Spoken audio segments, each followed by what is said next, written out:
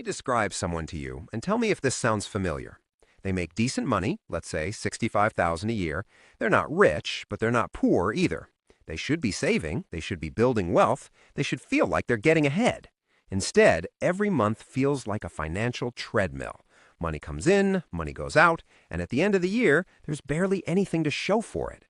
They're not eating at fancy restaurants every night. They're not taking luxury vacations. They're not driving a Ferrari. They're just living a normal life. But somehow, that normal life costs everything they make and then some.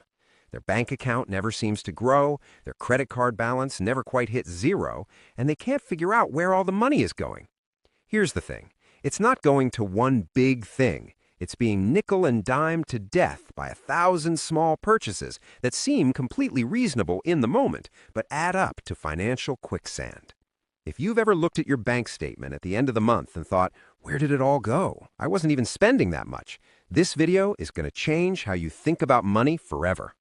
My name's John, and I've spent years studying the psychology of consumer spending and the industries that profit from keeping you broke. And what I've discovered is that there are certain categories of spending that are specifically engineered to separate you from your money without you even noticing.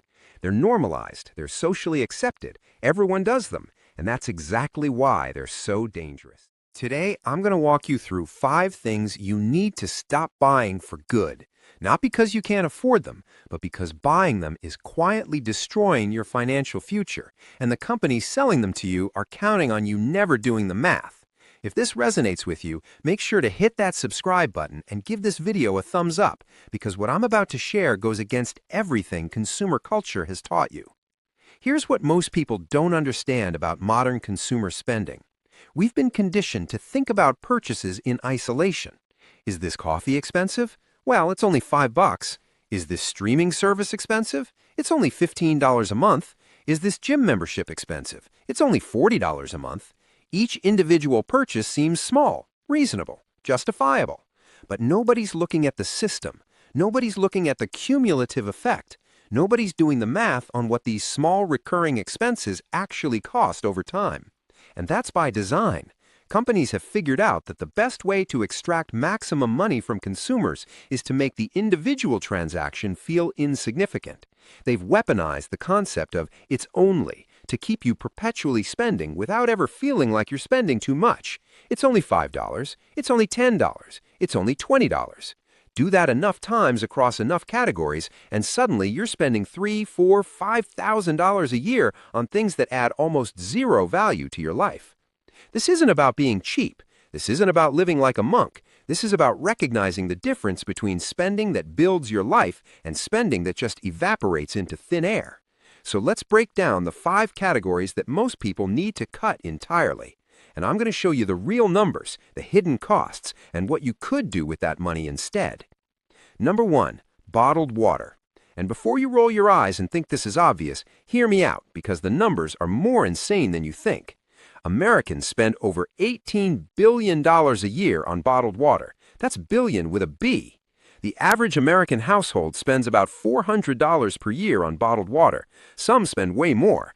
And here's the kicker. In most of America, tap water is not only safe, it's actually held to higher safety standards than bottled water. Let's do the math. If you're buying a bottle of water every day at, let's say, $2, that's $730 a year.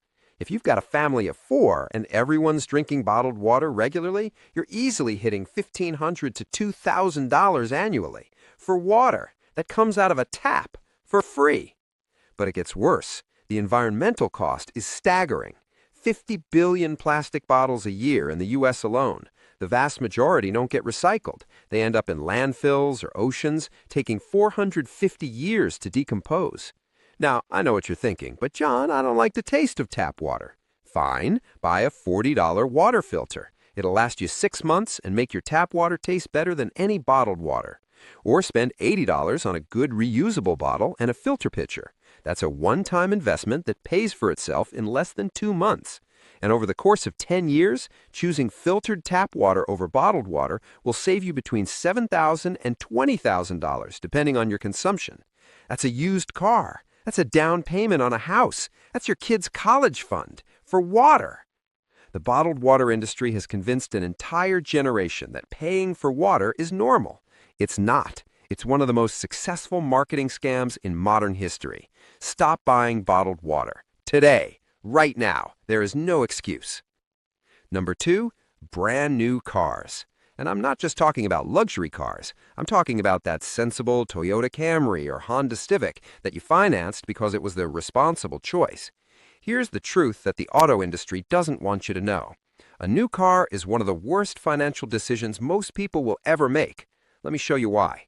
The average new car in America costs about $48,000. The average car payment is around $750 a month for 68 months. That's over 5 years of payments. But the real destruction happens the second you drive off the lot. A new car loses about 20% of its value the moment you leave the dealership. Within the first year, it loses about 30% of its value. By year 3, it's lost about 50%. You're paying $48,000 for something that will be worth $24,000 in 3 years. That's $24,000 just evaporated. You might as well have lit it on fire. But let's talk about the total cost of ownership, because the car payment isn't even the worst part. New cars cost more to insure. New cars cost more to register. And here's what nobody tells you. New cars don't last any longer than well-maintained used cars.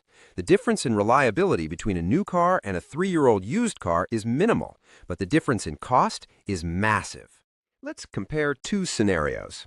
Scenario 1, you buy a brand new car for $48,000. You put down $5,000 and finance $43,000 at 7% interest over 5 years. Your monthly payment is $851. Over 5 years, you'll pay $51,060 total. Plus higher insurance, let's say an extra $800 a year, so another $4,000. Total cost, $55,000 for a car that's now worth maybe $20,000. You've lost $35,000 in 5 years. Scenario 2, you buy a 3-year-old certified pre-owned version of the exact same car for $24,000. You pay cash or finance it for 2 years. Insurance is cheaper, registration is cheaper, and guess what? The car runs exactly the same. It gets you to work, it gets your kids to school, it does everything the new car does for less than half the cost. That $24,000 you didn't spend? Invest it in a basic index fund averaging 10% returns over 30 years, that becomes $419,000. One car purchase decision, $419,000 in retirement savings. The new car smell is the most expensive smell in the world. It smells like lost wealth. It smells like working 5 extra years before you can retire. Stop buying new cars. Buy reliable used cars. Drive them until the wheels fall off and invest the difference. Number 3, cable and satellite TV. And I know some of you are thinking, John, nobody has cable anymore.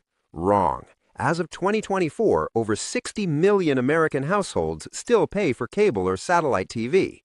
The average cable bill in America is $217 per month. That's $2,604 a year to watch commercials. Let me say that again. You're paying $2,600 a year for the privilege of watching advertisements. But it gets more absurd. Most cable subscribers watch fewer than 20 channels regularly, but they're paying for 200+ channels because that's how the bundles work. You're paying for 90% of content you never watch, and the content you do watch, most of it is available cheaper somewhere else. Between Netflix, Hulu, Amazon Prime, and YouTube, you can access more high-quality content than you could ever possibly watch for under $50 a month total. That's $600 a year versus $2,600. You're saving $2,000 annually. And here's the part that really bothers me. Cable companies know their product is dying. They know streaming is better and cheaper. So what do? They make it incredibly difficult to cancel. They hide the cancellation process. They make you call during business hours and talk to a retention specialist who's trained to guilt you into staying. They offer you small discounts to keep you hooked. It's predatory. It's designed to trap you in a service you don't need through friction and manipulation. Let's do the long-term math. $2,000 saved per year over 20 years, invested at a modest 8% return, becomes $98,000. That's $100,000 you're giving to cable companies to watch NCIS reruns and pharmaceutical commercials. Cut the cord. Cancel cable. If you genuinely love sports and that's the only reason you're holding on, get a digital antenna for local games and subscribe to a sports-specific streaming service for a fraction of the cost. There is no financial justification for cable TV in 2025. None. Number 4, lottery tickets and daily gambling. And I need you to stay with me on this one because I know gambling addiction is real and serious, but I'm not talking about clinical gambling addiction. I'm talking about the casual, socially accepted daily lottery ticket, the scratch-offs at the gas station, the Powerball when the jackpot gets big, the daily fantasy sports, the online sports betting that's been normalized and advertised everywhere. Americans spend over $100 billion on lottery tickets every year. The average American household spends about $640 annually on lottery tickets, but in lower-income communities, that number skyrockets to $1,200 or more per year. And here's the brutal truth. The lottery is a tax on people who don't understand math. Your odds of winning the Powerball jackpot are about 1 in 292 million. You are more likely to be struck by lightning twice in the same day while holding a winning Olympic gold medal. Let me put this in perspective. If you spent $10 a week on lottery tickets, that's $520 a year. Over 30 years, that's $15,600 spent. Your expected winnings? Probably around $7,800 if you're lucky. You've lost $7,800 for the privilege of daydreaming about being rich. But if you took that same $520 per year and invested it in a boring index fund averaging 10% annual returns, after 30 years, you'd have $93,000. Guaranteed. No luck required. Just math and time. The lottery isn't selling you a chance at wealth. It's selling you a few moments of hope and fantasy. And that fantasy costs you real money that could actually build real wealth. The same logic applies to sports betting, daily fantasy, scratch-offs, casino trips, all of it. The house always wins, always. The only way to win is not to play.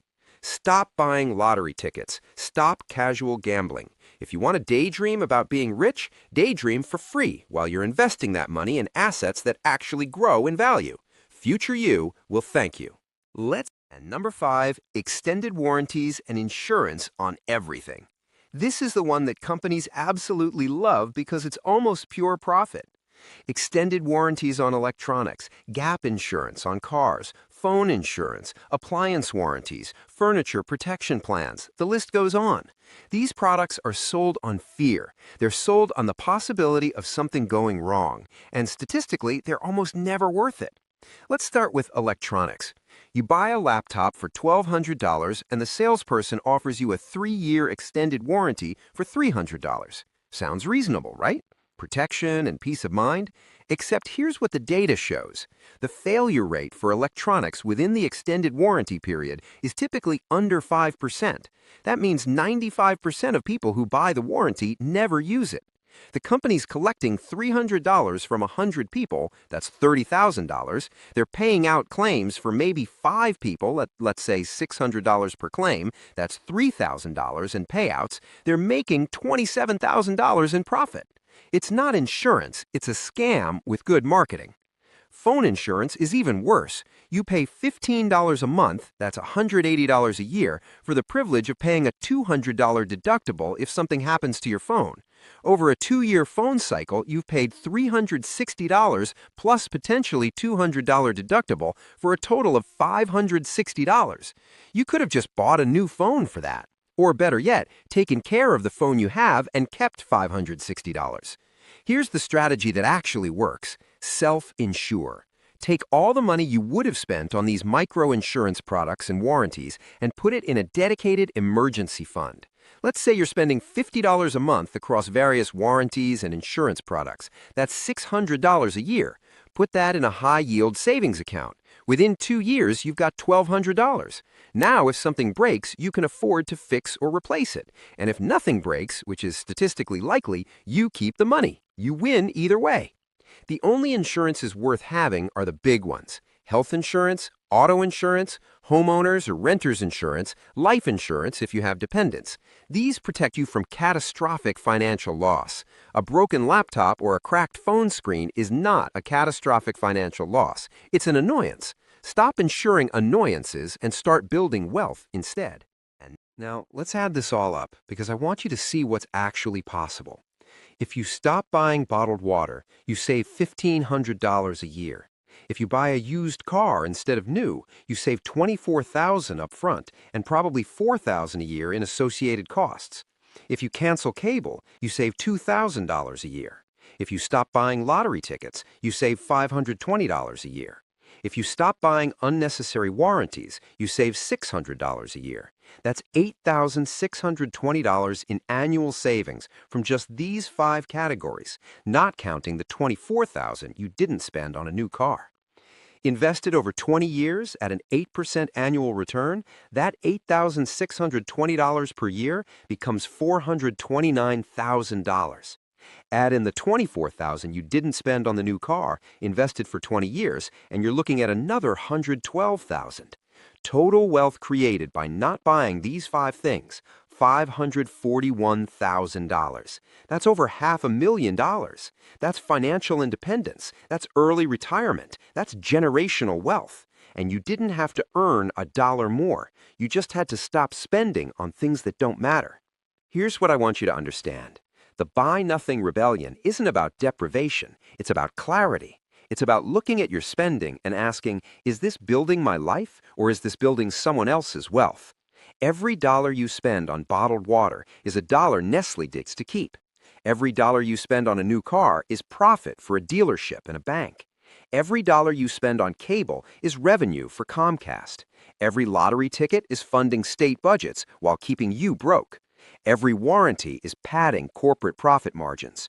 You're not a consumer. You're a person with dreams, goals, and a finite amount of time on this planet. And the most valuable resource you have isn't money, it's attention. These companies are fighting for your attention because attention leads to spending. They want you scrolling, comparing, coveting, buying. The rebellion is choosing differently. The rebellion is saying no. The rebellion is keeping your money and building your future instead of funding theirs. Now, this isn't about judgment. If you've been buying these things, you're not stupid. You're human. You've been marketed to by billion-dollar industries with teams of psychologists designing strategies to make you spend. But now you know. Now you can choose differently. Now you can be part of the rebellion. I want to leave you with one final thought. Financial freedom isn't about making more money. It's about needing less. And needing less starts with buying less. Specifically, buying less of the things that are engineered to keep you dependent, distracted, and broke. You don't need bottled water. You don't need a new car. You don't need cable. You don't need lottery tickets. You don't need warranties on everything you own. What you need is margin. You need breathing room. You need wealth that compounds instead of expenses that compound. The families who build lasting wealth aren't the ones with the highest incomes. They're the ones who figured out how to ignore the noise, stop buying the things that don't matter, and invest the difference. You can do this. You can start today. Cancel one subscription. Return one unnecessary purchase. Skip one lottery ticket. Buy one less bottle of water. Small rebellions lead to big transformations. If this video changed how you think about spending, make sure to smash that like button and subscribe to the Penny Plan for more content that helps you keep your money instead of giving it away. The rebellion starts now. The question is, are you in? This is